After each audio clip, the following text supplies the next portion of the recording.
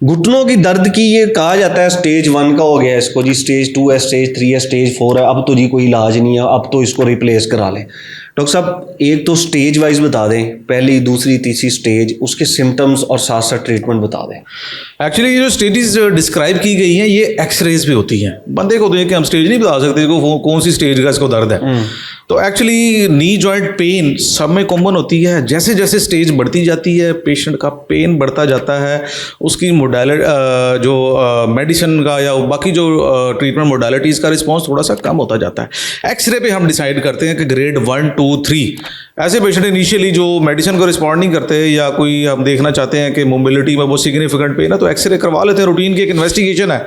तो स्टेज 1, 2, 3 ये 3 स्टेजेस ऐसी हैं जिसमें इलाज बगैर सर्जरी के और बगैर जॉइंट रिप्लेसमेंट के हो सकता है, बगैर सर्जरी के और बगैर जॉइंट रिप्लेसमेंट के हो सकता है। फर्स्ट के सिम्टम्स बता दें। फर्स्ट के सबसे कॉमन सिम्टम ये होता है कि शॉर्ट हिस्ट्री पेन, बहुत ज़्यादा अरसे से दर्द नहीं होता। इनिशियली कोई थोड़ा बहुत कोई कहता है जी 15 दिन से, महीने से, 1.5 महीने से दर्द है, हल्का फुल्का कभी होता है, कभी ठीक हो जाता है, चलने से दर्द है या काम शाम करते हैं दर्द होता है, वैसे ठीक हो जाता है। तो स्टेज 1 पे तो ऐसे है। फिर ये ड्यूरेशन अगर बढ़ता जाए, दर्द की शिद्दत बढ़ती जाती है, दवाइयाँ भी लेता है और दवाइयों का रिस्पॉन्स नहीं आ रहा, तो स्टेज 1, 2, 3 इस तरह से स्टेजेस बढ़ती जाती हैं। तो इसका फाइनल होता है एक्सरे पे। कुछ हमारे पास कोई रीडिंग पॉइंट्स में कुछ सिग्निफिकेंट पॉइंट्स होते हैं, देखते हैं हम एक्सरे पे कि ये 1 है, 2 है, 3 है। तो इलाज के हवाले से स्टेज 1, 2, 3 में नॉन सर्जिकल है, वही जो चीज़ें हम डिस्कस कर चुके हैं। लाइफस्टाइल मॉडिफाई आपने करना है, ऐसी एक्टिविटी आपने अडॉप्ट करनी है जो घुटने के ऊपर ज़्यादा दबाव ना डाले, ठीक है। ऐसी एक्सरसाइज करनी है, साइकिलिंग कर सकते हैं, चलने फिरने के लिए रूटीन कर सकते हैं, ये लोग साइकिलिंग कर सकते हैं। लंबी वॉक नहीं करनी। लंबी वॉक अगर आर्थराइटिस का पेशेंट करेगा तो घुटने के दर्द में इजाफा होना ही होना। ठीक है। पेशेंट को हस्बे ज़रूरत हम एडवाइस करते हैं कि पेन किलर ले रूटीन में, बहुत ज़्यादा ना ले, लेकिन जब दर्द हो तो तब ले ले। अगर वो अच्छी लाइफस्टाइल मॉडिफाई कर लेता है, अपना वेट मेंटेन करता है और डाइट मॉडिफाई अच्छी कर लेता है तो उसको दवाइयों की जरूरत नहीं पड़ती। हल्की फुल्की का दवाई खा कर ठीक हो जाता है। 1, 2, 3 वाले सीढ़ियाँ चढ़ सकते हैं लेकिन कम बहुत ज़्यादा हम उनको एडवाइस नहीं करते। ज़मीन पे बैठना, चौंकड़ी मार के बैठना और इंडियन टॉयलेट पे बैठना उनके लिए पेनफुल होता है। भाग भी सकते हैं नहीं, क्योंकि जब चल नहीं सकते तो भागना तो अगला एलिमेंट है।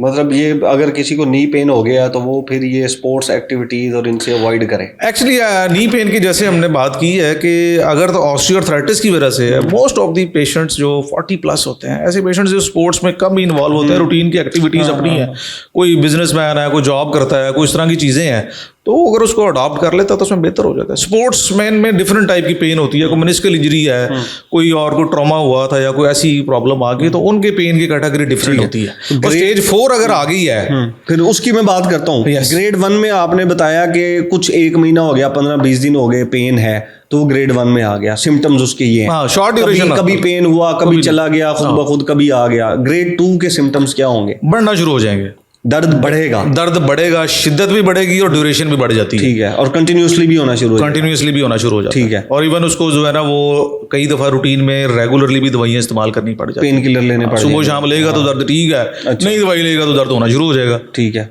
हाँ जी।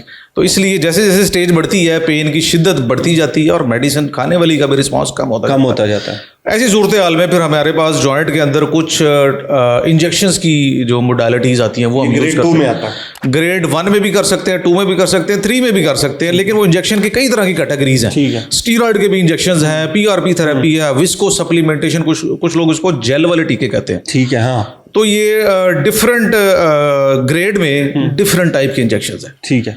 ग्रेड 1 में हमने अगर कार्टिलेज खराब हो रही है, डिजनरेशन आ रही है, तो हम ग्रेड 1 में PRP थेरेपी इसलिए करते हैं कि जो रीजनरेटिव पोटेंशियल है कार्टिलेज का वो एक्टिवेट हो जाए और कार्टिलेज जो खराब हो रही है वो ठीक हो जाती है। ग्रेड 3 और 4 है, ऐसी में कार्टिलेज, ऐसी सूरत हाल में कार्टिलेज ज़्यादा खराब हो जाती है, रीजनरेशन का एलिमेंट कम होता है, तो उस सूरत हाल में फिर हमें जेल वाले इंजेक्शन जो कि विस्को सप्लीमेंटेशन उसको कहते हैं टेक्निकल लैंग्वेज में, और जब उसको लगाते हैं तो एक ग्रीस वाला इफेक्ट, जैसे खुश्क बाल बैरंग को आपको ग्रीस लगा देते हैं तो वो रमा हो जाता है। इसी तरह से घुटने में जब जेल वाला टीका लग जाता है तो आर्टिकुलर कार्टिलेज जो आपस में रगड़ खा रही हैं वो एक मीडियम का काम करता है, जिसकी वजह से वहाँ पे पेन कम हो जाती है। जब रगड़ कम होगी, वियर एंड टियर कम होगा, पेन भी कम हो जाएगी। ग्रेड 3 के क्या सिम्टम्स हैं?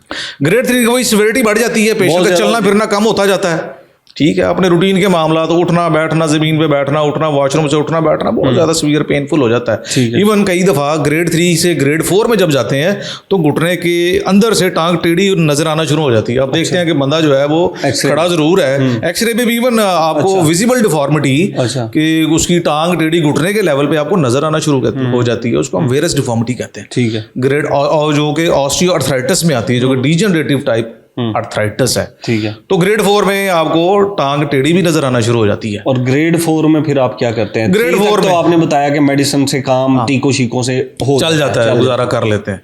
ग्रेड 4 में फिर यही है कि पेशेंट का, क्योंकि आर्टिकुलेट सारी की सारी डैमेज हो चुकी होती है, तो उसमें फिर आपको अडॉप्ट करना पड़ता है नी जॉइंट रिप्लेसमेंट का ऑप्शन।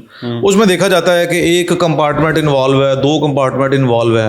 अभी तक तो इनिशियली बहुत अरसे से टोटल नी रिप्लेसमेंट, टोटल का मतलब है कि 3 कंपार्टमेंट है, तीनों की ही जो है आपकी जॉइंट रिप्लेसमेंट में पूरा जॉइंट रिप्लेस हो गया। ठीक है। ठीक है।